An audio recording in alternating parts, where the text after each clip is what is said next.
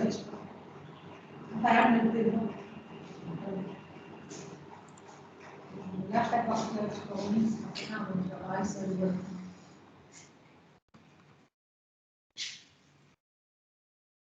pleasant good morning to all. We welcome you all to the second day of 5 days faculty development program sponsored by AICTE Training and Learning Academy on novel materials for next generations.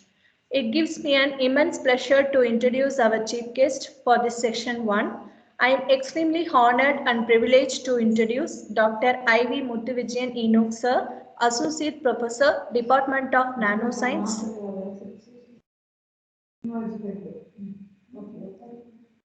Karunya Institute of Technology and Sciences, Coimbatore. Dr. Enoch Sir had his undergraduate education in Nasrat Marcosis College from Manoன்மணியம் Sundaranath University, MSc Organic Chemistry and MPhil from Annamalai University, Chidambaram. Sir worked with Professor M. Swaminathan in Annamalai University and earned a doctorate in the year 2005. He earned M.Tech Nanotechnology from Anna University of Technology, Coimbatore. For his postdoctoral research, Dr. Enoch Sir worked with Professor U.V. Smelly, University of Louis Pasteur, France. Dr. Enoch is a veteran in teaching with 14 years of experience. He has instructed students of B.Tech, BSc Chemistry, MSc Chemistry, MSc Organic Chemistry, MSc Nanoscience and Technology, and M.Tech Nanotechnology. He extended an active contribution to the design of the MSc program in Nanoscience and Technology and its program structure, curriculum and syllabi. Dr. Enoch Sir has published more than 100 articles in reputed scientific journals, mostly as either the first or corresponding author. He has presented papers in an impressive number of conferences. A major project funded by the Department of Science and Technology, Government of India, has been successfully completed by him. At present, a major project funded by the Department of Atomic Energy, Board of Research in Nuclear Sciences, is under progress with Dr. Enoch Sir as the principal investigator. 9 doctoral scholars have graduated under his direct supervision and 3 reporting to his joint supervision. He has guided 2 MPhil students and more than 30 students in their master's thesis. 6 postgraduates are currently doing PhD under his supervision. Dr. Enoch Sir's research interests are in magnetic and luminescent nanomaterials for cancer drug targeting, supramolecular host gas chemistry, and drug DNA interactions. I am happily inviting Dr. I.V. Muthuvijayan Enoch Sir for the technical section 1 entitled on magnetic nanocarriers.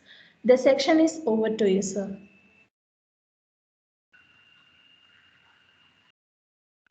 Thank you, ma'am. Thank you for the nice introduction. Good morning, sir. Good morning. I am sharing the slide. Yes, sir. If it is visible, I maximize that. If it doesn't work, I will do it in the minimized form. Do you see the first slide? Yes, sir. Fine. Sir, Now, does it move to the second slide? Yes, does sir. it move to the second? Sir, Does it move to the second slide yes, sir, now? it is moving. Fine. Right. All right. Shall we start? Yes, sir. Fine. Once again, it's a pleasure to deliver a lecture in this FDP. I had been to NG College for a few occasions, and sometimes I delivered lecture in the same topic. So I have included some more details so that those who listen to this originally may find something new for them. And what I'm going to talk about today is the application of the magnetic nanoparticles as carriers of drugs, specifically for chronic illness like cancer. Because for the other stuff, drugs are there. You should know that for diseases like cancer also, there are drugs. Why should you avail magnetic nanocarriers to transport drug? There are several drug delivery vehicles reported in the literature, but still we look for newer and new drug carriers. Why? And if somebody is saying that they have a good report of their research work on drug carriers, why is it not translated to application? Why doesn't it come to the market? These are all some of the questions one should ask. We can stop at the elementary research level, that is fine. That gives the basic idea of a material and the applications of it. But we should know how it is designed, what are the problems associated with the magnetic nanocarriers being used as drug delivery vehicles. You should know why magnetic nanocarriers find their importance, specifically on targeting cancer. So I'm not going to details about the cancer as a disease, the cancer biology or something like that, because it's a separate topic dedicated to cancer. But I have to talk something about cancer because that is where the targeting potential is limited for these nanocarriers. What we are going to concentrate is on the design of the material, the core of the nanoparticle, and the shell of the nanoparticle covered by polymer or surface modification. So cancer is a chronic illness, Cancer is caused by the damage to the genetic material. So that's the reason the abnormal growth of cells are there. There is increased proliferation of cells, meaning that new cells are recruited that do not stop their growth. There is some defect in the apoptosis, which is the natural programmed cell death. There comes a defect in the apoptosis mechanism. There may be some defect in the oncogenes or tumor suppressor genes. There are two types of genes operating in controlling the growth and death of cells. Oncogenes, they are something like accelerators in a car. Tumor suppressor genes are genes that are acting like brakes.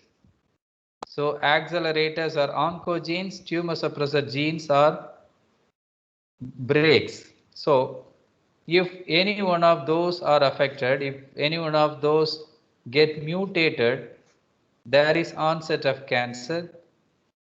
The problem in finding a solution for cancer, finding a treatment procedure is tough because if the cancer is concentrated in one particular area, it is a benign tumor. The benign tumor can be treated with any conventional methods of treatment or at least chemotherapy that concentrates on the disease target.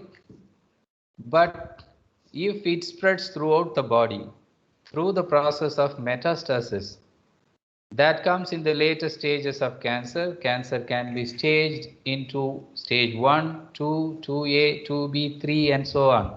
When it goes to 2B and above, that means that the cells have started migrating from the site of origin.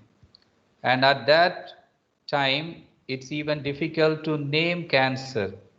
Because if a cancer cell starts migrating from the breast and it goes to liver, how do you call that cancer? How do you name that? Is it liver cancer because you isolate it from the liver, or because it originated from breast you call it as breast cancer? These are all problems. So the very definition of cancer would be difficult. Let us say it starts from kidney and it goes to the lungs. How do you call that? Is it lung cancer or kidney cancer?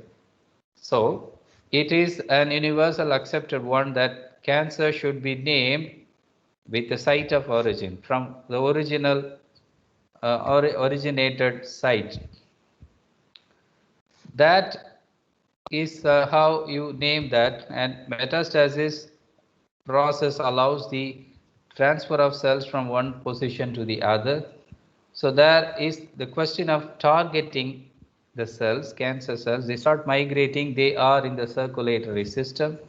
So these are some of the difficulties, and once something is affected at the genetic level, it's difficult to control them. Anyway, there are drugs for cancer. You should know anti-cancer drugs have separate classes also. There are several classes of anti-cancer drugs.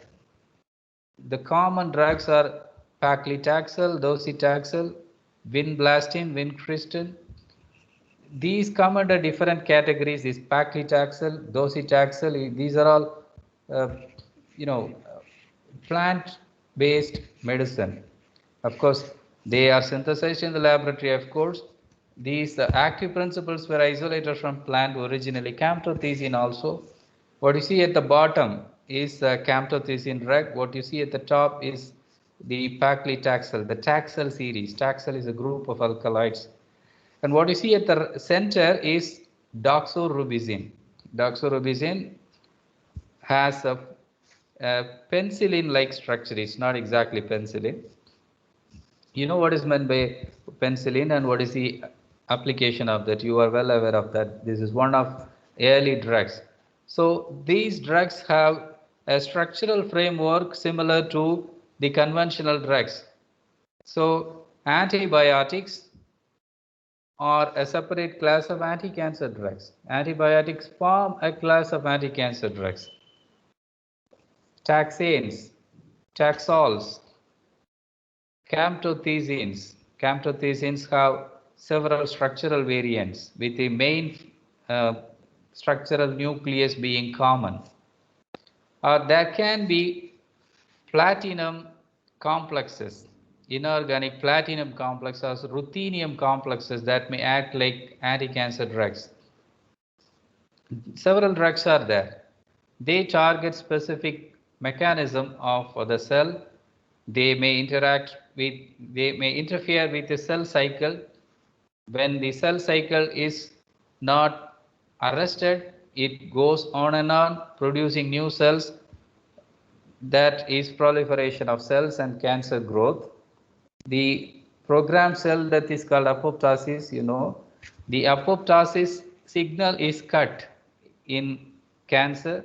So these molecules, drug molecules, can induce the apoptosis in cells. So there are several mechanisms. So they can interfere with the DNA. They can form covalent bonds with DNA. These are DNA interacting drugs. So you should understand that drugs are there. But what are the limitations of conventional chemotherapy? Ma'am, you should ensure if the slides are moving. Am I in slide number 4? Yes, sir. Good. Fine. And then no problem. So what are the limitations of conventional chemotherapy? The therapeutic efficacy is limited. You should know only 1% of drug goes to the target. Specifically in cancer, the side effect arises due to the dose limiting toxicity. Dose limiting toxicity refers to the repeated dosage if given affecting the liver, kidney or other organs. So only 1%, assuming that you give 100 milligram to the patient, only 1 milligram goes to the target. You understand how the efficacy is limited. The therapeutic efficacy is limited, and the efficiency of the drug reaching the target is difficult. The uptake of the molecules by the cancer cells and the specific attack of the drug on the cancer cells is tough. The compounds, if the therapeutic molecule is in circulation for a longer period of time, there is a rapid metabolism and renal clearance of the drug. So the magic bullet loses its ability. It is no more magic. It is no more bullet. It is losing its efficiency. And if you want to compensate for the less availability of drug in the disease site by incorporating more amount of drug, That is not possible because there is overdose of drug. The immediate side effect of cancer drug is ulcer, morning sickness, hair loss. Hair loss refers to the non-specific attack of the molecule. So these are all some of the side effects, the downsides of chemotherapy, but still chemotherapy is preferred. Of course, there are several treatments for cancer. Chemotherapy is preferred. See, radiation therapy is there. Radiation therapy, nuclear therapy, everything is there. But chemotherapy is preferred because that is suitable for treating metastatic cancer. And chemotherapy is inevitable now, so it is under operation. That is what is curing some patients in the early stage of cancer. But the short plasma residence time due to the non-specificity, so inadequate distribution. One example is that the doxorubicin, which is a very common drug, this is the most studied anti-cancer drug, that undergoes a rapid triphasic plasma clearance, 3 phases, one phase with half-life 12 minutes, the other one is 3.3 hours, for the third one is 30 to 40 hours. And the dose limiting toxicities include cardiotoxicity, neutropenia, and myelosuppression. So after 40 hours, the other problems arise, the other non-specificity happens. So you need a carrier. Why should you need a carrier? You see on the slide a specific carrier called dendrimer. I'm introducing the concept of drug carrier with a molecule. The molecule is a tree-like structure. It is a repeatedly branched molecule. You know that is a dendrimer. Dendron refers to a tree. It's a tree-like molecule, repeatedly branched. Anyone who is knowing the basic chemistry understand the structural framework, the NH-CO bond involved. And what kind of polarity it has, it's obviously understandable. At the end groups, you have NH2. The advantage of having NH2 group at the end of this tree-like molecule is that it can be further functionalized easily. The end group can get attached to a drug. Why to have such a branch structure and attaching a drug at the end? You have two advantages. One is you find some void spaces inside the tree-like structure. It will appear like a ball, a molecular ball, a high molecular weight ball. You may have a question if it is better to have a large molecular weight stuff or small molecule. All drugs are small molecules. Small molecule is a term which is comparative, but drug molecules are small. We call those as small molecules because we have large molecules now. The concept of supramolecular chemistry has become very common. So this is one molecule which can be called as a host molecule, dendrimer molecule.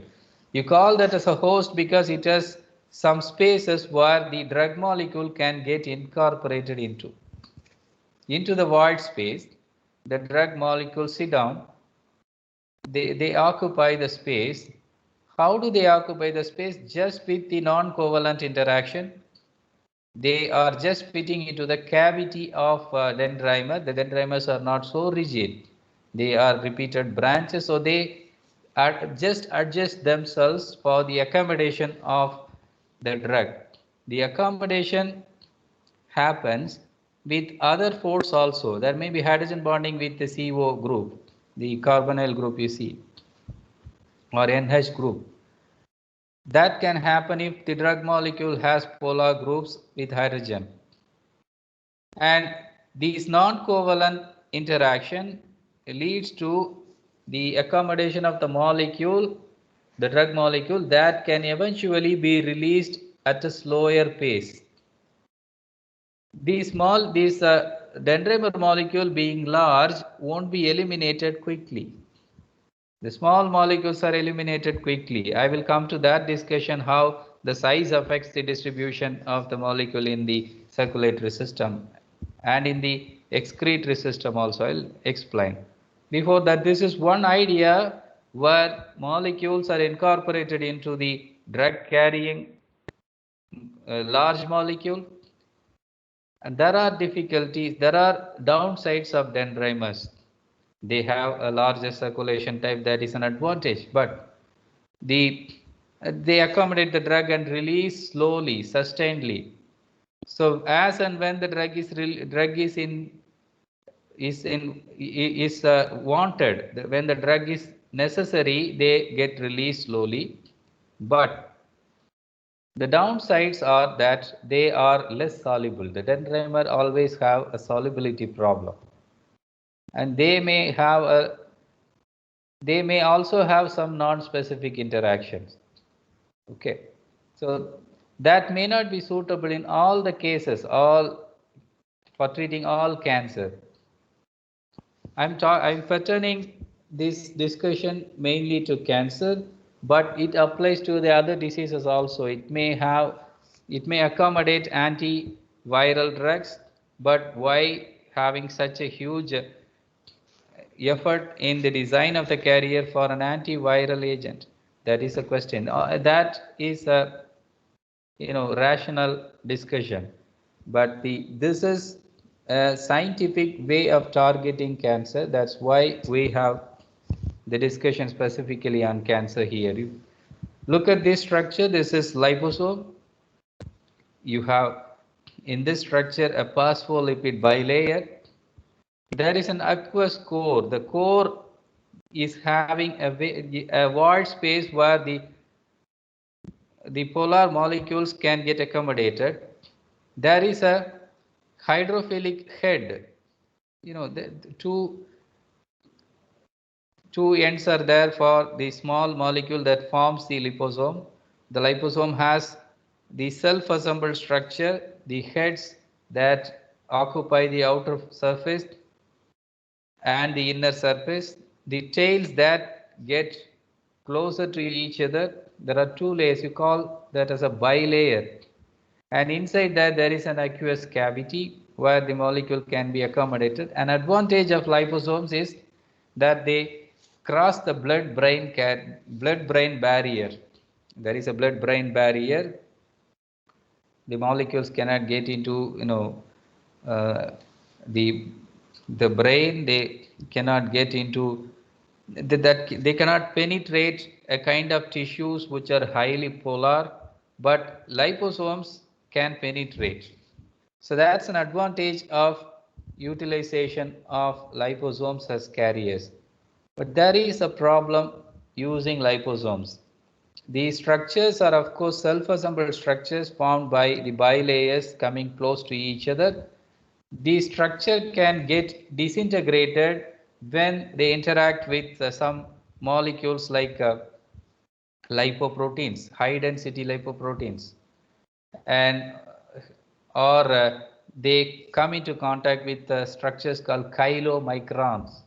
Chylomicrons and high density lipoproteins, they disintegrate the liposomes. When they disintegrate the liposomes, the drug which is put inside is released. It may be released premature before going to the target. So that is some downside of liposome. So we look for nanoparticle carriers, nanoparticles designed to act like drug carriers. There are several drug carriers based on nanoparticles. Now every lab is saying that they prepare something and use as drug carrier. But I am pertaining this discussion to magnetic nanocarriers. To understand the magnetic nanocarriers, we should have an idea of size scale. I'm not getting deeper into that. This may be sounding very elementary, but still we should know the size difference between red blood cells, the DNA, cell membrane, and the nanoparticles. Nanoparticle may be having a size around 100 nanometer. People always say that anything below 100 nanometer is a nanoparticle, but that definition is stretchable. Sometimes nanoparticle may be 200 nanometer or more, and you still prefer that because of the desired properties. If you are very stubborn on the size scale below 100 nanometer, you will lose some interesting structure that come up to 500 nanometer or slightly above. But the generally accepted definition for a nanoparticle is few nanometer down below 100 nanometer. Anyway, red blood cells are in micrometer scale. The DNA strand is so long, much long, but the diameter is 2 nanometer. The cell membrane has a thickness of 5 to 10 nanometer. In designing a nanocarrier based on magnetic particles, we should have all these size concerns. See, the advantage of using magnetic nanoparticles specifically for anti-cancer drug transport is that they can be moved by applying magnetic fields. You apply a magnetic field, you transport them and target them, make them get accumulated in one particular position, that is the disease site, cancerous site. The magnetic nanoparticles can be suspended in solution with a proper surface modification, and you call those as ferrofluids. For suspending them in solution, the surface has to be modified.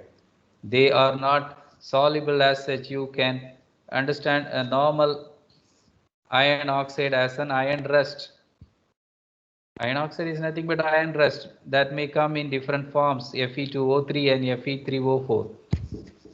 Okay, it may be gamma Fe2O3, which is called magamite, or Fe3O4, which is called magnetite. The magnetite is the most preferred one. It is utilized as a drug carrier. These oxides are stable.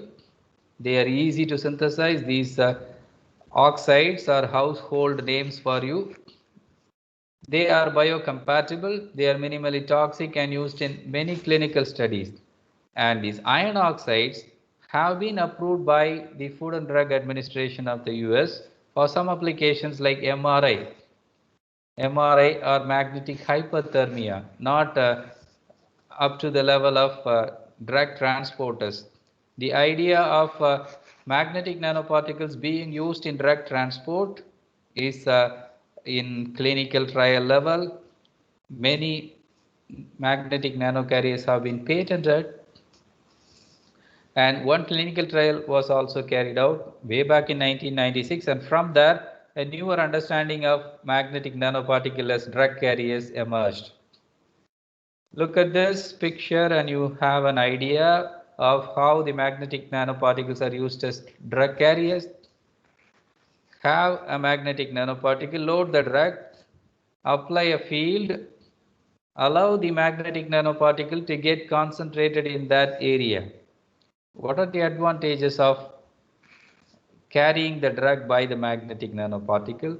You can use that as a drug delivery vehicle.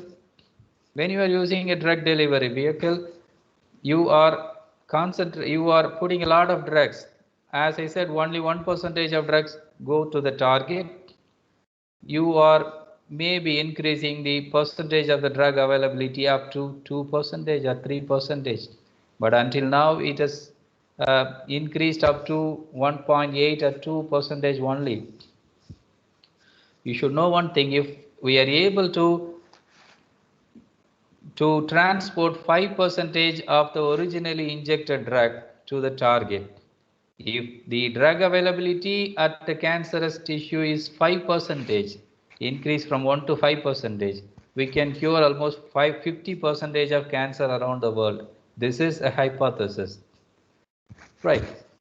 So that is drug delivery system, and there is an associated other treatment, which is hyperthermia. This magnetic nanoparticle, they are manipulated by the applied field. They are aligned with the field. When they are allowed to relax, they are the magnetic axis on the magnetic nanoparticle is aligned with the field. When they are allowed to relax, the excess energy the aligned energy that is released in the form of heat.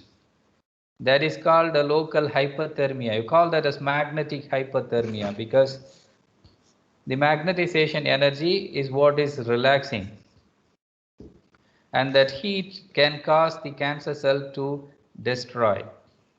It is like cooking cancer.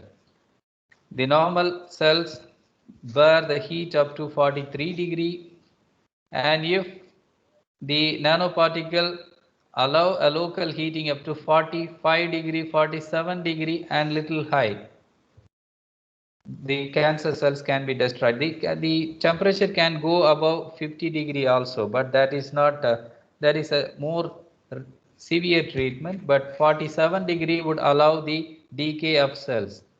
It should be understood that the cancer cells decay quicker than normal cells because they have leaky vessels. The cells are not formed in a way the normal cells are. They have abnormal receptors on the surface, they have pores, they are leaky, abnormal hormones go in and out, so they can get decayed even at a rapid pace compared to normal cells. So that is hyperthermia. Obviously, the magnetic nanoparticle or MRI contrast agents, iron oxide is one example, magnetite, that is a patented one, that is approved in clinical trial also. That is in market in some countries, not in all countries.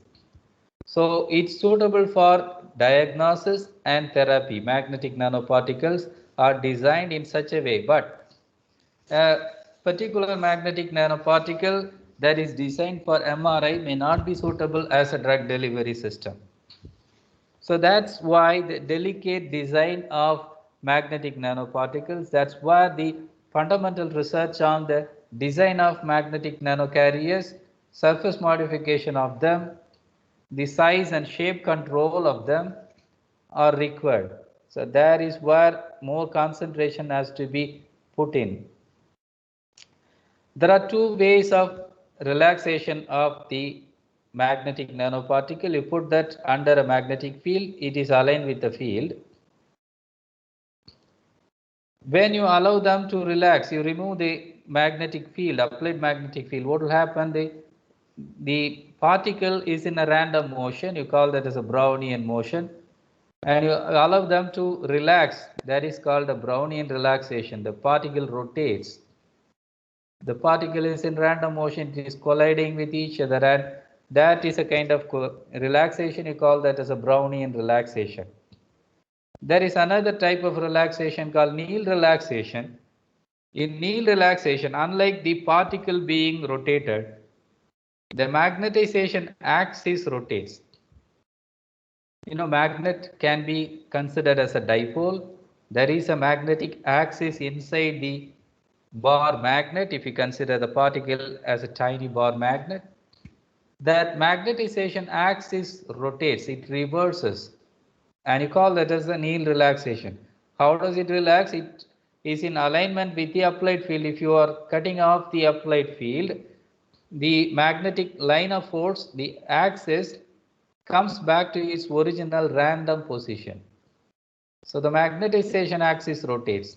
You call that as Néel relaxation. Both leads to the release of the excess energy in the form of heat. You see, Néel relaxation is the axis rotating. Brownian relaxation is the particle rotating. You look at this picture that schematically represents how you perceive the idea of magnetic nanoparticle being attracted at a blood vessel.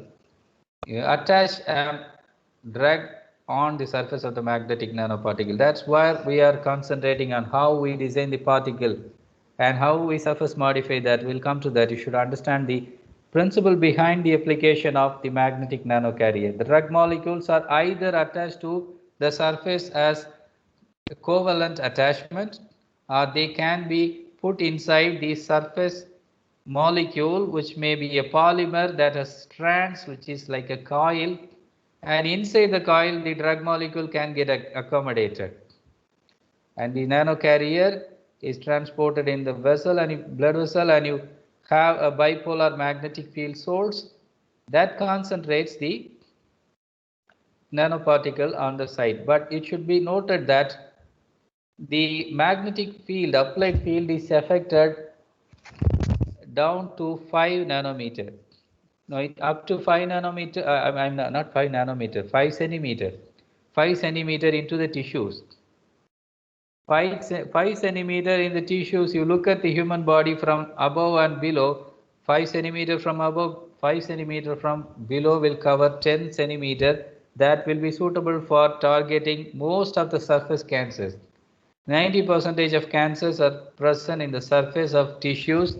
So that is a good idea in the practical aspects. So, but you should know, when you think the magnetic nanoparticle, like a variant of iron oxide, which is a very common magnetic nanoparticle that is having a high magnetization value. Magnetization is the effect of the application of a field. If you are applying a field, the magnetic nanoparticle align with them, and the response by the magnetic nanoparticle to the applied field is reflected on the magnetization curve. If the magnetization value is high, it is strongly magnetic. The iron oxide is having a high magnetization value, saturation magnetization, will say. I'll show you the picture later. The saturation magnetization of iron oxide is more, and you can have substitution in iron oxide and you make that as a ferrite nanoparticle. Anything which is any element which is substituted in iron oxide is called a ferrite. You know that magnetic nanoparticle has a considerable magnetic moment, a magnetization value, saturation magnetization value. So that's why you are preferring magnetic oxides like iron oxide, or let us say nickel doped iron oxide or copper doped iron oxide, but they are not soluble in water. So what to do? You have to have a polymer around it. You can coat magnetic nanoparticle with a polymer, or you can have a covalent attachment on the surface.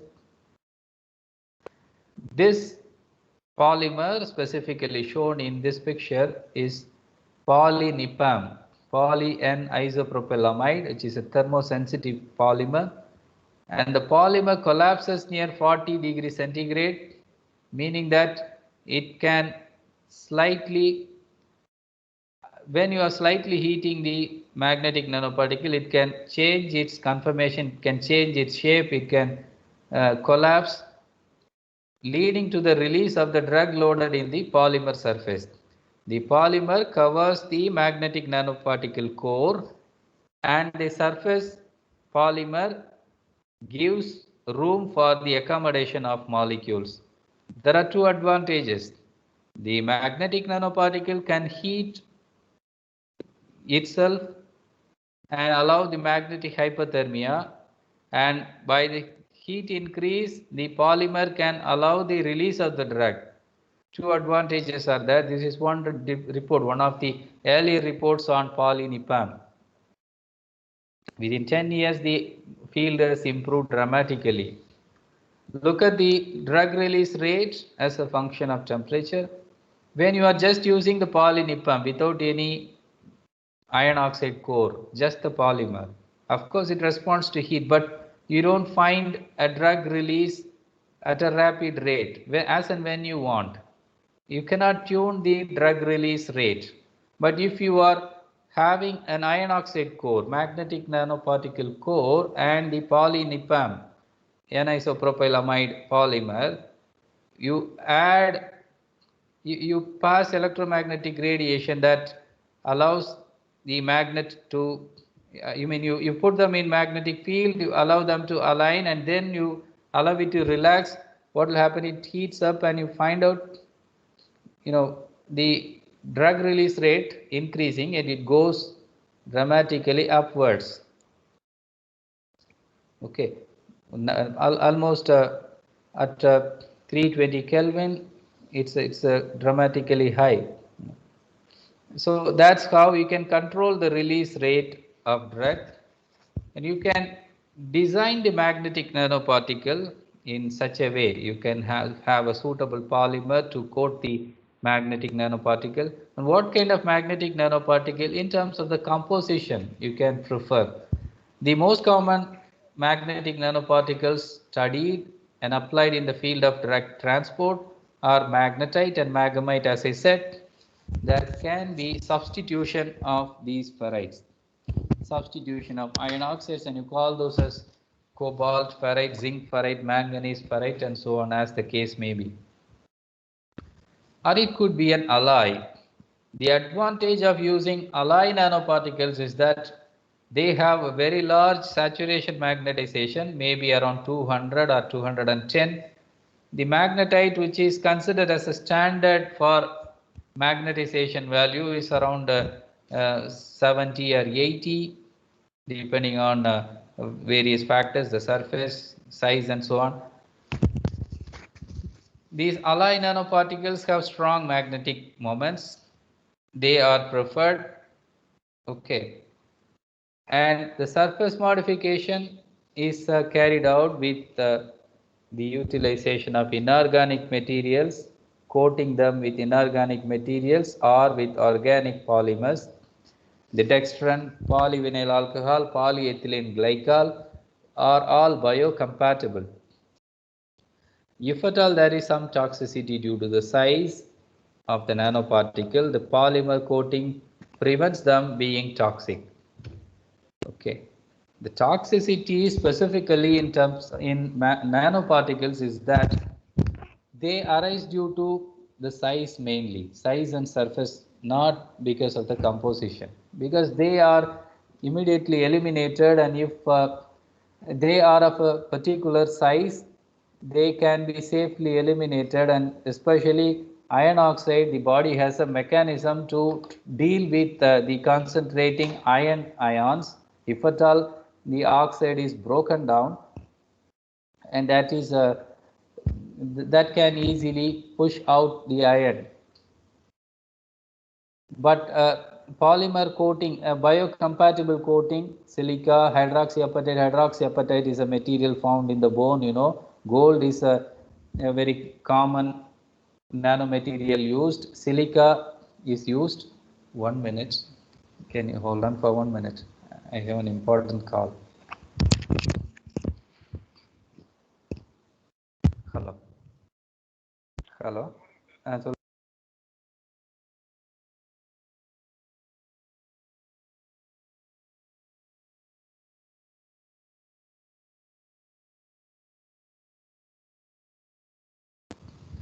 So when you are using such polymers, they are biocompatible, and that make these nanoparticle eliminate without causing any adverse effects. Dextran, you know, is a carbohydrate polymer. Polyvinyl alcohol is also a non-toxic polymer.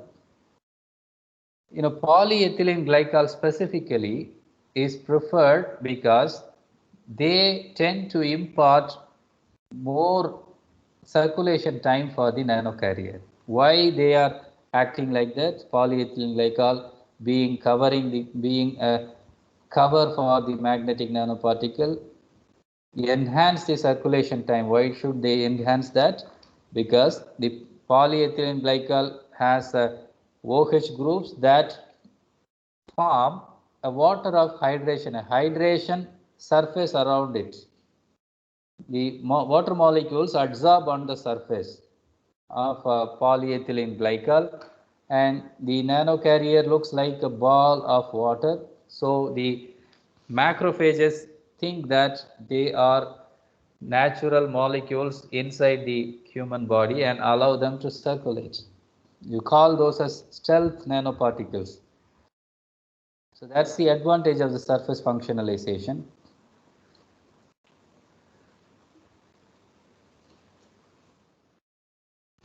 Right. How to design the size and shape? You should know size and shape both play a role in the toxicity.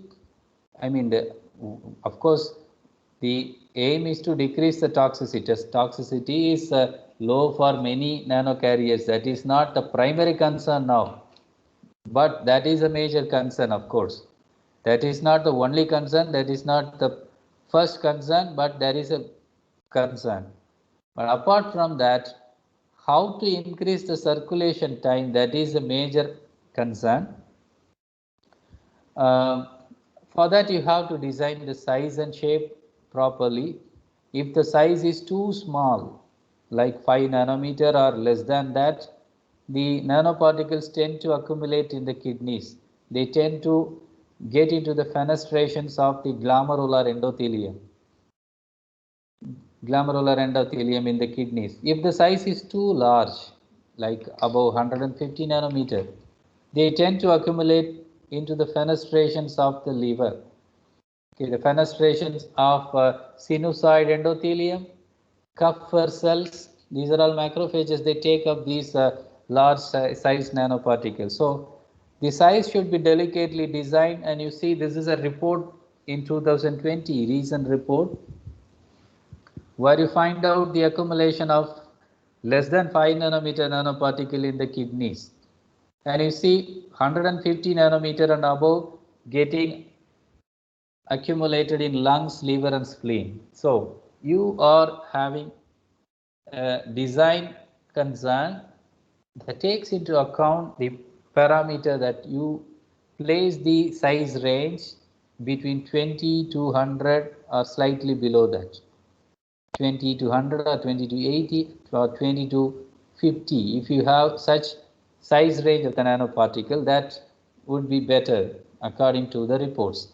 And apart from that, the spherical nanoparticles are common nanoparticles employed, but if you are using nanorods or nanodiscs, as you see in figure B, they have a longer circulation time because it is observed that the spherical nanoparticles are cleared faster. The rods and any particle with a larger aspect ratio that tend to move through the blood vessels, and that happens through the sides of the they slide along the side of the blood vessels. So they have a slow and faster, slow and better circulation time. So this is one. So they have a good residence time in the circulation. So that is how a delicate design is carried out. Another parameter, another factor you have to consider, some physiological constraints are there for drug carriers. The magnetic nanoparticles, when you are using, they are circulating in the blood vessels, they go to the heart, they are in larger vessels also. Aorta is a large vessel. The aortic wall, we specifically give emphasis to that because if anything passes through that, that may be safer. Aorta, of course, it has a pumping action, but it is large. These two factors consider aorta as the place where you have to consider, you have to look for where the magnetic nanoparticles transport. There are mechanical forces in the blood. They tend to push the nanocarriers away. So the magnetic nanoparticle should have sufficient magnetization value so that they can be directed by the application of a field. And when they pass through narrow capillaries, they should not get struck up. Okay, and that is you should have a knowledge on how the veins function. The aortic wall is normal. When it is normal, you understand how much size you should have, what is the shape of the nanoparticle you should have, But if there is a disease in aortic wall, you call that as the aortic wall disease. This has become so common now. So if patients have aortic wall disease, they have some kind of stenosis where the opening and closing is hindered and the size is smaller. In that cases, you cannot have a design principle in mind and design the nanoparticle with this particular size and shape. In that case, specific attention should be given for the disease condition, what is the opening and closing of the aortic valve that happens in that particular patient, that you have to consider. So these are all cardiovascular pathologies where you have to extend insight into. The another problem is that the plasma proteins, anything which is in the circulatory system binds with the human serum albumin.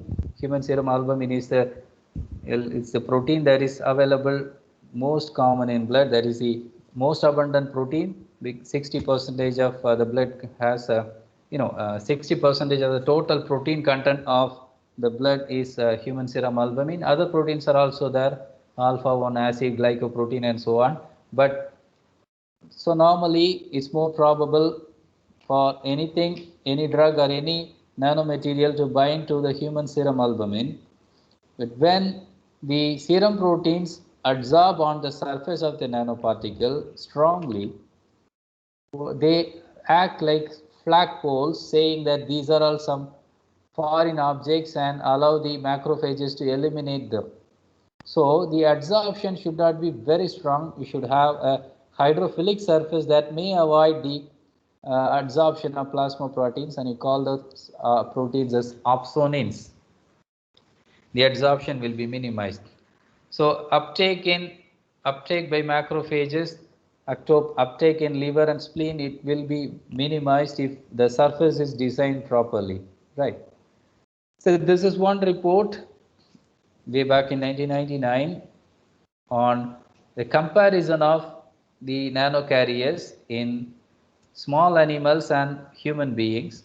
The body weight you consider, the mouse has 25, it may be 25 gram or 200 gram. You see, compare with man, it is like comparing, if you are considering tumor in mouse or rat, you compare the tumor in human beings, be it an in situ tumor, you consider that if you look at the tumor in mouse as a football, the tumor in man is a football ground. Okay, so proper animal models should be there. To start with, we use mouse or rat, but higher animals give better results. Pigs or monkeys, you know how difficult it is to get ethical clearance for that. Anyway, that would be better comparison, better articulation of the advantage of magnetic nanocarriers. Body length, how difference it is between mouse and human beings. The blood volume, 6 liters in men and 3, only 3, what is that, milliliters. The circulation time in human beings is large. That is an advantage. See, circulation time in mouse is short. In man, it is high. So you cannot just discard this idea of using small animals. They still hold good. That is the proper procedure. That is the protocol available. That is the standard operation we have in the biology laboratory. Okay, the particle size utilized for the study are standard of 100 nanometer, both in mouse, rat, and man. So it anyway, that is the only way we can compare. Of course, you cannot modify the size based on the size of human beings and mouse, comparing the size, but the size will be the constant. The magnetic nanocarrier size will be constant between mouse and man during the study. Okay, so these are some of the factors we have to keep in mind when we are designing a magnetic nanocarrier. And how to modify the surface? I said polymers, these are all good, and you can have a targeting ligand attached to the nanocarrier. Ma'am, how much time I have? 5 minutes?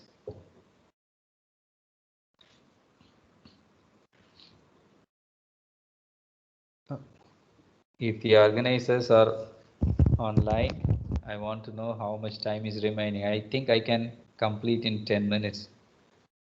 or it may go up to 30 minutes depending on what you need, but I'll try to complete in 5-10 minutes so that it won't be boring. Sir, you can continue till 11:30. No issue, sir. We are not. that, We are listening. It's very useful, sir. Not boring, you sir. know, We no, are listening no, actively. no, my question is not that. Fine, that is one. There is one aspect of my concern, but uh, since it is online, I don't know. Yes. Okay, fine. Anyway, so Sir, you yeah, can take your own time, sir. No restrictions, sir. I'll stop at 11:15. Is it okay? Yes, sir. Okay, And sir. then we can have some questions. Yes, sir. Thank you, sir. Yeah. So on the surface, we can have a targeting ligand so that it goes to the target, binds specifically to cancer cells. You may ask, you have a magnetic nanoparticle, you say it can concentrate on the site of the disease. Why still having a ligand? That will further enhance the specificity. That will further enhance the specificity of the drug. And how to attach that to the drug? That is through chemistry. You have a covalent chemistry maybe. You attach an antibody, a protein like molecule, a Y-shaped molecule, and there is an antigen binding site, and that goes to the cells, and it may attach to the cancer cell specifically. How is a cancer cell physiologically different from the normal cells? They may have specific receptors, more expressed receptors. You should know always the cancer cells are in want of nutrition. So they tend to overexpress some receptors so that they receive nutrition. They tend to steal nutrition from normal cells also. One example is that they have a large number of folate receptors. Any cell may have folate receptor, but cancer cells, they have almost 100 times more the number of uh, folate receptors than normal cells. So what does it mean? You can have a folate unit attached to the carrier and you can specifically target the cancer cells. And these antibodies, monoclonal antibodies, tumor penetrating peptides are also choices. They are good choices, and they, you have such a sequence like a homing peptide, which is a short oligopeptide. Short oligopeptide may be 5 or 6 amino acids attached together in the form of a cycle, and the other end may carry the magnetic nanoparticle. So you place that on the surface of the magnetic nanoparticle. Maybe you can attach this drug penetrating peptide to a polymer and then coat the surface of the magnetic nanoparticle. And it may have a disulfide bond also. These are all chemical designs, the structural design of molecules that are used to decorate the surface of magnetic nanoparticles so that there is a good targeting potential. The disulfide bond is of importance because the disulfide bond gets broken when they interact with methionine in cells. The disulfide bond, when it is breaking, it will just release the free drug. That is one idea. Instead of having the entire carrier and the drug interacting with the receptor, with the cells, the disulfide bond may be made to break, cleave, and just the drug may get attached to the targets. Folate targeting I talked about. There are folate receptors you see schematically represented like that, the pink color V. The gold nanoparticle is one example that is provided in the literature. There are many nanoparticles. I have taken this example because gold nanoparticles are so small. They are of course not magnetic. The gold nanoparticles are small. I said 2 small nanoparticles will accumulate in the kidney. They have made this becoming larger in size by modifying the surface and having a bigger coverage of the small nanoparticle. The surface is then modified with folates. I have taken this only for explaining folate receptor, folate targeting. Okay, and you look at these components that make the carrier. The nanoparticle is at the center, the fallout unit is at the outer side. You can have a bilirubin also. You see, these are all with that molecules bilirubin. You can follow the nano carrier under a microscope easily.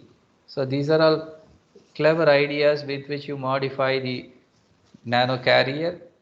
Okay, I talked about the size, shape, magnetization value. All these are considered when we are discussing magnetic nanoparticle. Most importantly, the surface modification. And another ligand which can be used is RGD peptide.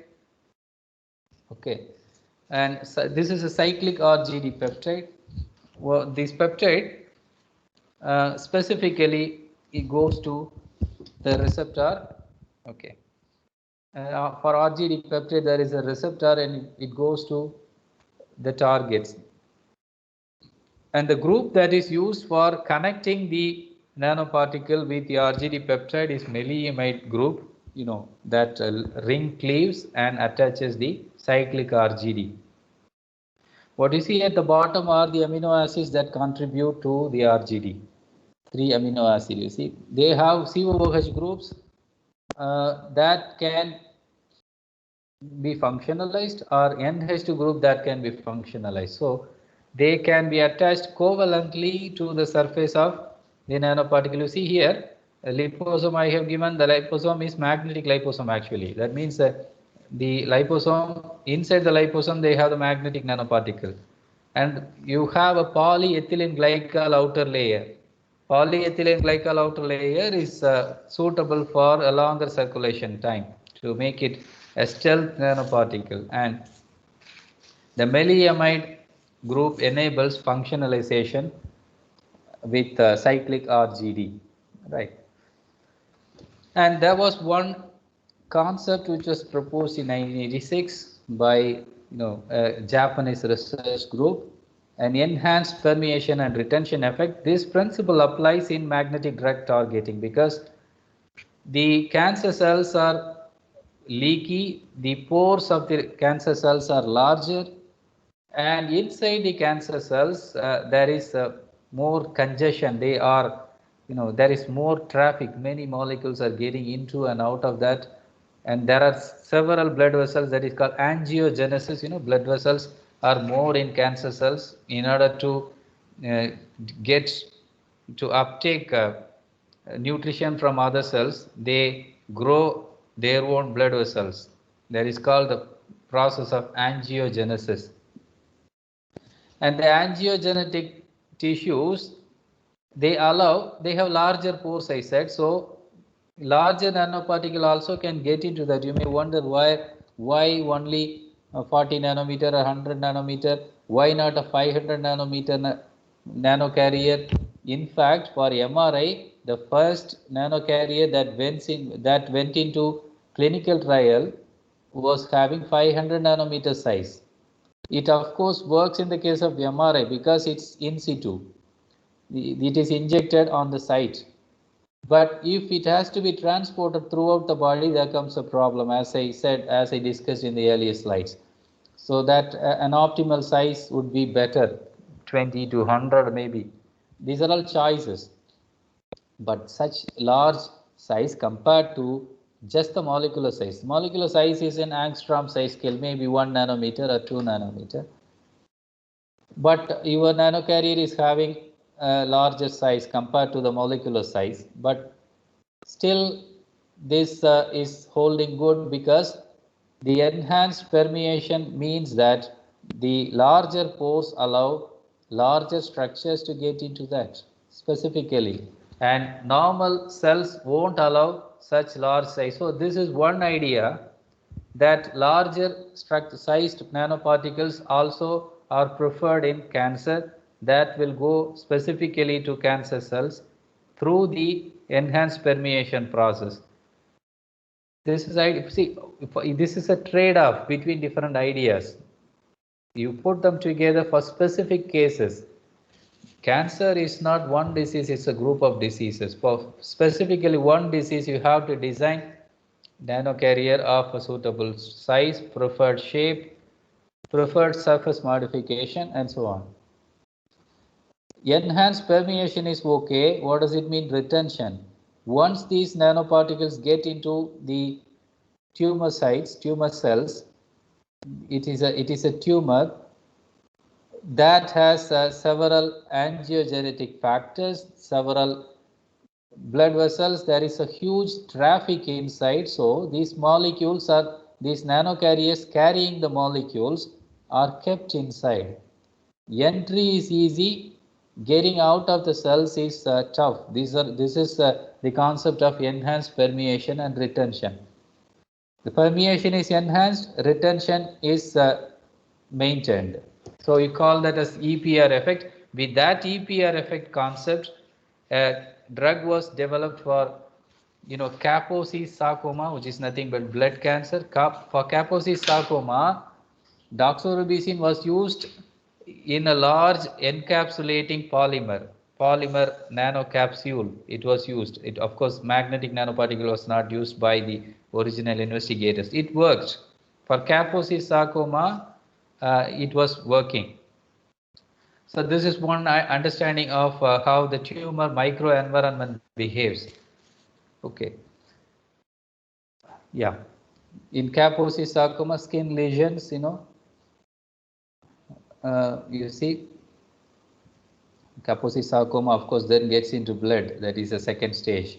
The cells on the skin that are treated with doxorubicin. This is the first formulation, and after that, one nano formulation that came to the market in the form with the mention on nano carrier is doxorubicin put inside a liposome. The liposome is not just a simple liposome. The surface is modified with polyethylene glycol. So now the idea is that along with doxorubicin, why not putting magnetic nanoparticle inside the liposome and have a polyethylene glycol coverage? This is the idea, and clinical trials are going on with this. Doxil is there in the market. Okay, Doxil is available, approved by the FDA in the market. The enhanced permeation and retention effect was proposed by Maeda, Hiroshi Maeda et al., a Japanese research group. Okay, this is the first molecule with which they tried the EPR effect. Of course, they used a polystyrene co-maleic anhydride polymer, into which they put this molecule, neocarcinostatin. Okay. And another approach for the treatment of cancer is pre-targeting approach. A long circulating tumor targeting antibody is first administered. Just you administer an antibody, it goes to the target, and it then a nanomaterial that is rapidly cleared from the circulatory system is injected. First, a simple antibody that goes to the target that allows a slight opening of the receptor, and then the nanoparticle carrying the drug is administered. So the originally opened receptors get the drug transporting magnetic nanoparticles easily into them. This is called a pre-targeting approach. Another one is hiding from the immune system. The immune system just clears the nanomaterials out. So you are hiding from the immune systems. So you engineer nanomaterials in such a way, some of the macrophages are first removed, and then the nanomaterials are injected, right? These are some of the approaches. You see, this is one new approach reported in 2018. Instead of injecting the magnetic nanoparticle directly, first they do a scissoring, a scission is made and a magnet is implanted.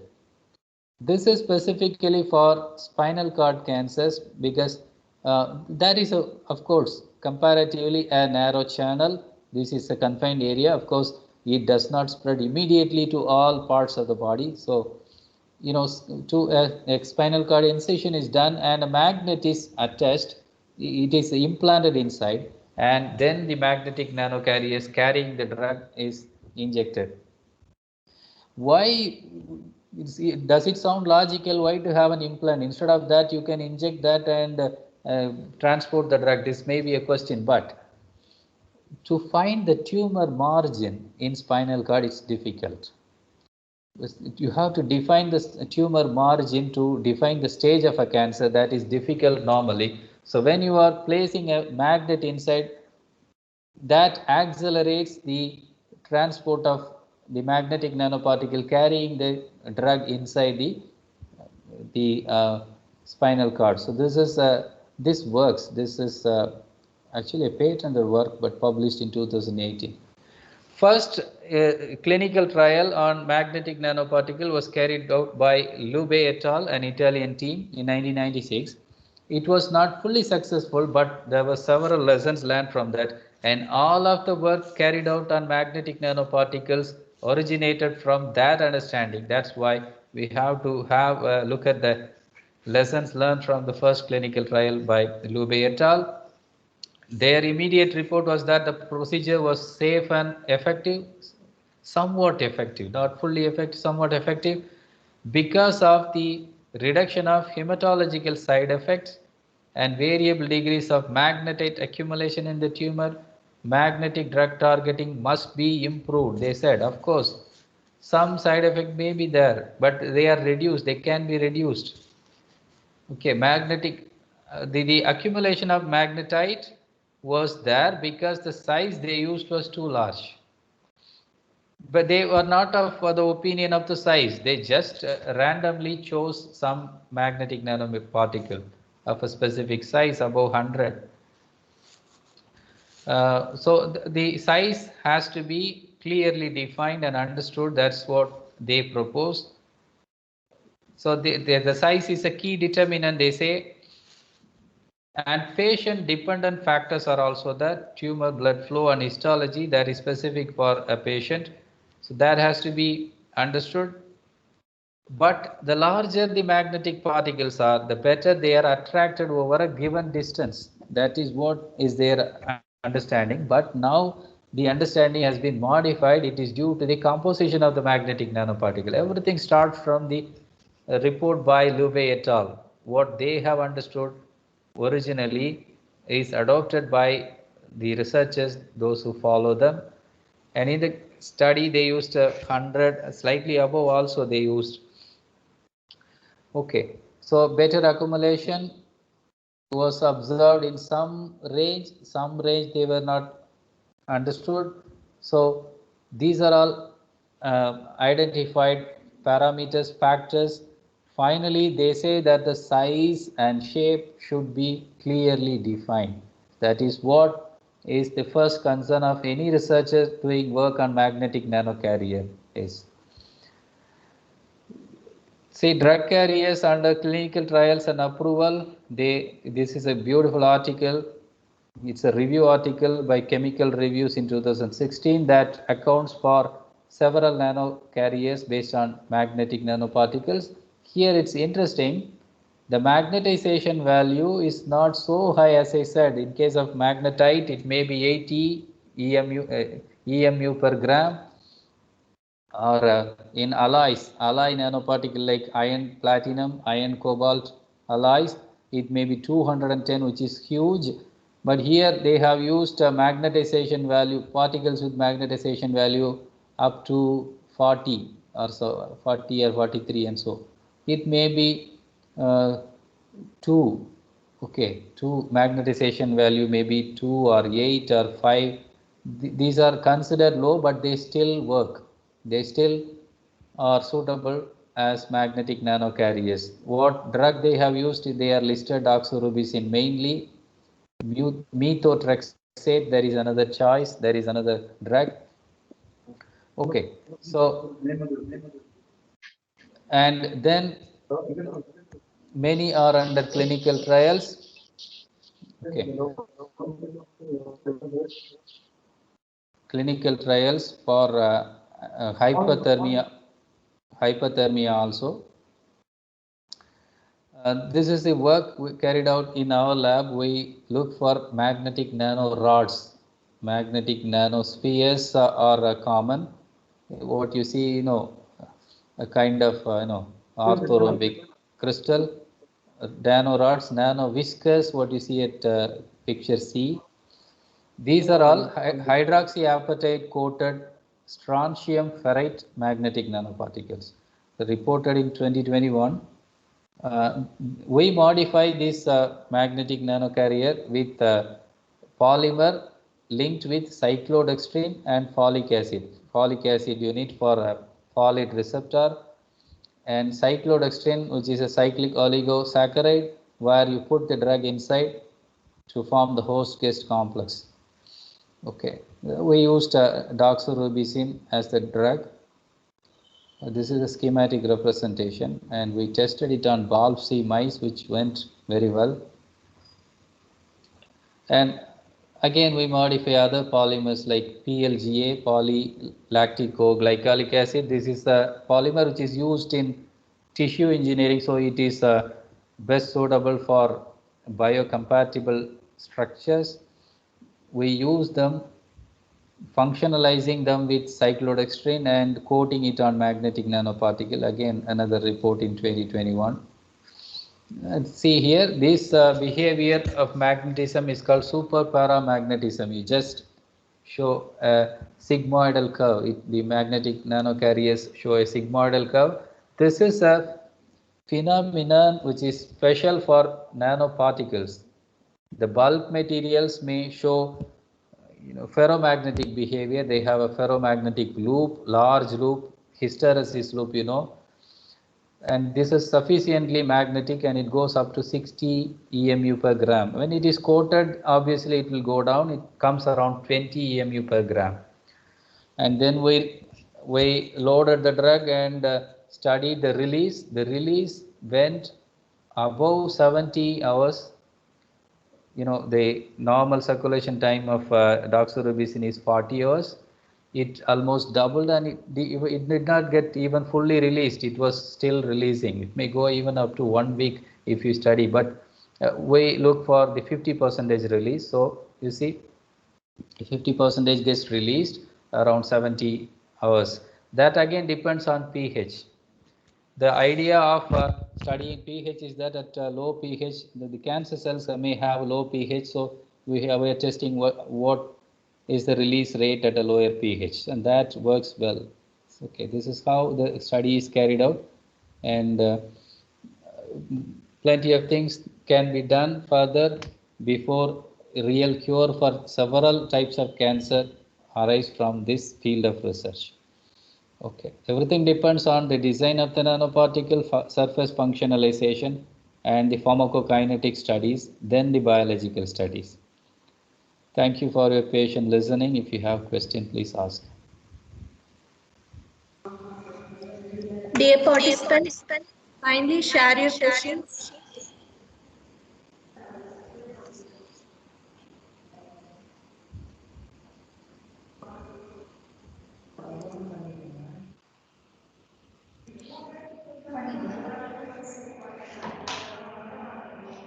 Dear participants, kindly share your questions.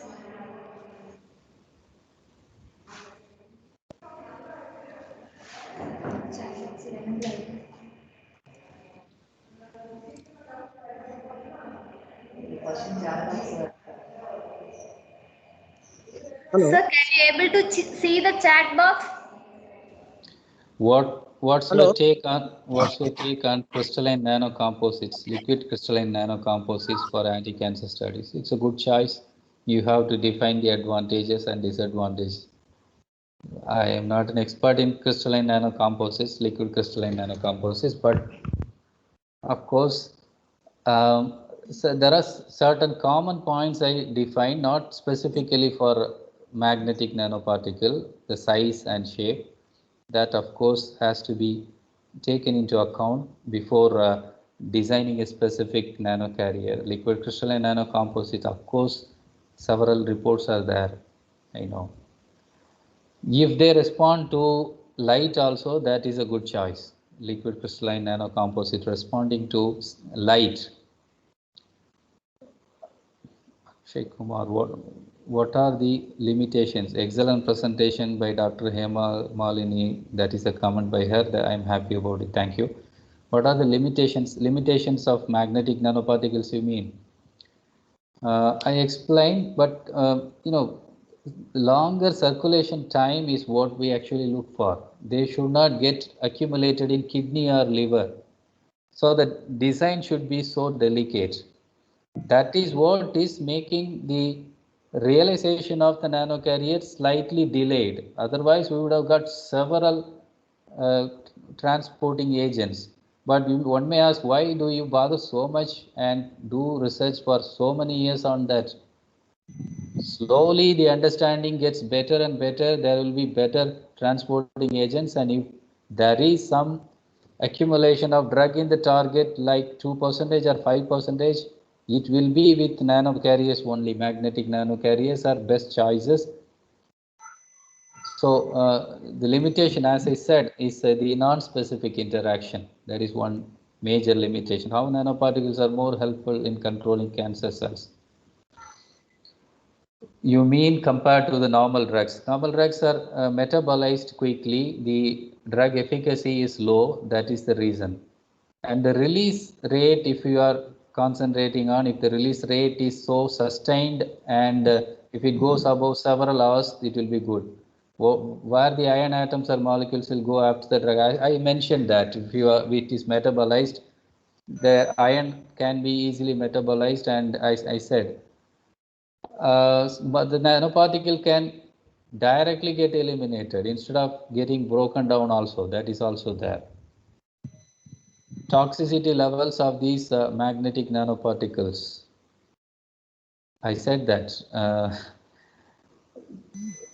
toxicity level, because the toxicity is low, because it is a very common oxide and iron is a component of the physiological system, the toxicity is low as such, and when you are coating it with polymer, the toxicity is dramatically low. And anyway, any drug is toxic, and one of the definitions for drug is mitigated toxic substance.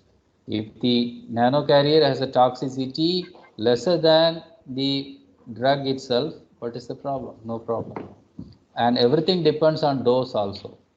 Dose, you call toxicity as dose dependent toxicity only. Okay. More informative session. Thank you, sir. Thank you very much for your comment. Is any side effect of magnetic nanoparticle? I already explained, I think. Thanks for the question, sir. Is nanoparticles will affect the normal cells while treating cancer? Yeah, when you are using the directional force magnetic field effectively, and if it is under 1.5 gas, I forgot to mention that, it should be below 1.5 Tesla magnet, then it will be good. If you are using more if you are using stronger magnetic field, that again may be disturbing for some patients, but most of the nanoparticles, they respond to the field below 1.5 Tesla. So normal cells do not get affected if you have a targeting potential of that nanoparticle. If the potential is good, you can treat it better. Thanks for the question. Apart from the iron magnetic nanoparticle, what other metal is there? Cobalt platinum is one good choice. Cobalt alloy. Cobalt platinum. Nickel is actually toxic. Nickel is actually the toxic substance in the iron series. But still nickel is also studied. Neodymium based magnets also are used. Neodymium iron boron is the permanent magnet which is commonly used. So they are attempted to be prepared in the nanoscale, so they are also good choices. An eye-opening session. Thank you, sir. That's a very nice comment. K. Kritika. What about iron-based complexes like porphyrins? That's a good question, but you mean to be used like magnetic nanocarrier? Porphyrin, of course, complex with iron will be like a red blood cell. Okay, red blood cell, you are using magnetic field on the red blood cells also. They are part of the circulatory system, but they are not much affected. The reason is the when iron forms a complex with porphyrin, it will be paramagnetic only, not ferromagnetic or super paramagnetic as I explained. So the saturation magnetization won't be clear. So they won't respond to the applied field well.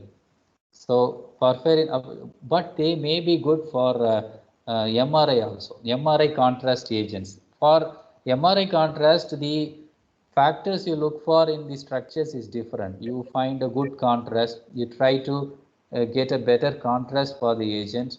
The T1 and T2 relaxation times of the iron complex, that's what you look for. So that is a different story. But that is not best suited for transport. Nice explanation, sir. Thank you. Thank you very much, Dr. Revati Subramanian. Still cancer treatment is not effective under final stage. You are right. Perfect. You are right. Because metastasis may go to even more severe cases. That's why we consider the lifetime of patient in terms of 5-year period of life extension. Five-year survival rate. The second 5-year survival rate. That's how we calculate. For metastatic cancer treatment, see this drug transport using magnetic nanocarriers, of course, when they come to the market on full-fledged, we will definitely find a cure for metastatic cancer in later stages also, because we may have connectivity between this biophysical and material science aspects with the understanding of the immunology and the cancer biology better, because CDK inhibitors are there, cyclin dependent kinases, the enzyme involvement, the cell cycle, the signaling, everything can be understood, and how nanomaterials interfere with them, that can be also identified, and later stage cancer may be targeted with that kind of understanding. Okay, thank you. Informative session. Thank you very much. Drug delivery is more useful in overcoming nanoparticle toxicity.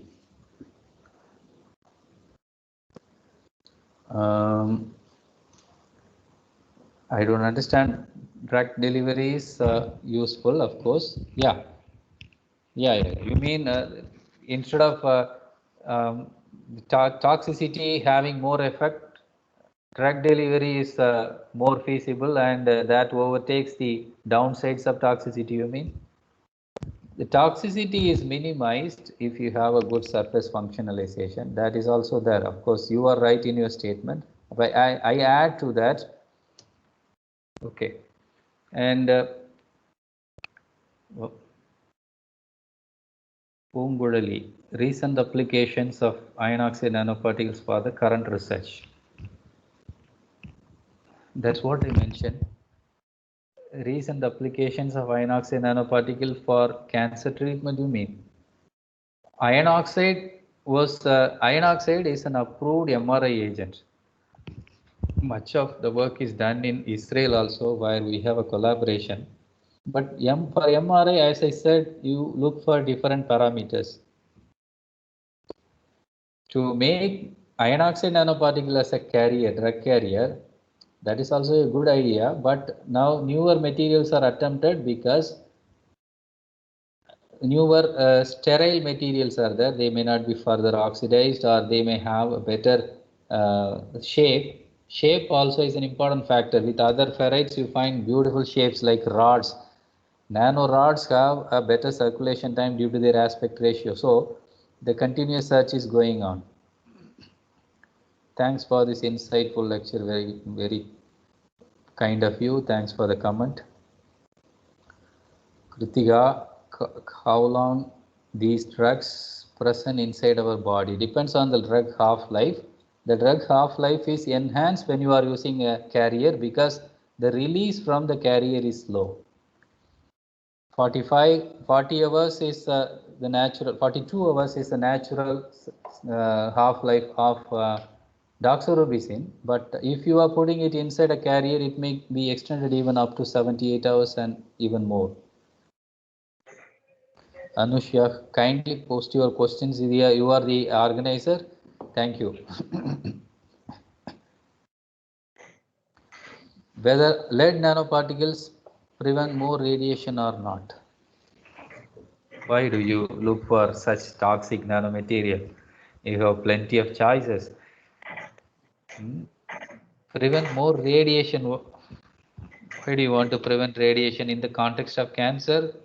I don't know. Sir, what about nanosheets? That is a good choice. Indeed, nanosheets are good choices. They have a better circulation time.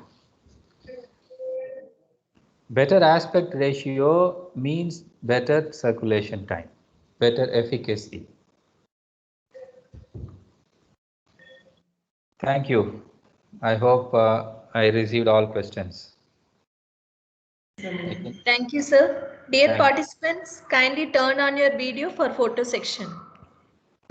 Happily, I have completed exactly in 1.5 hours. Yes, sir. Thank you very much, sir. Thank you. Thank you, sir. Very interesting and informative, vibrant, etc., etc. Thank you, sir. No words more than that. Thank you very much. Thank you, sir. எடுக்கிறாங்க.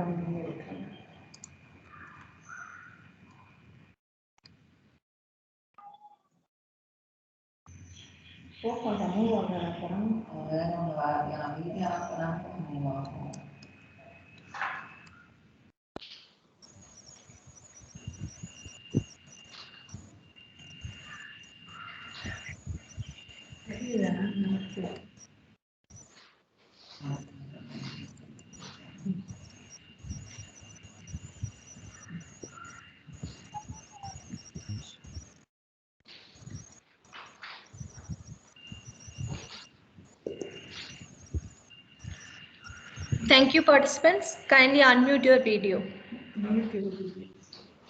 Mute your video.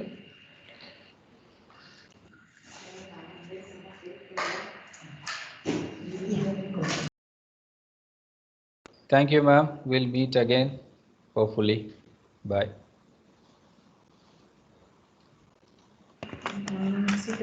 Thank you, sir. Thank you, sir, for your informative and vivid discussion on cancer therapy, its specificity, magnetic nanoparticles as MRI contrast agents, drug targets, and its mechanism of action, enhanced permeation and retention effect. I hope all having a great learning session. Now it's a time for tea break. Participants kindly rejoin in the next section at 11:45 a.m. Thank you.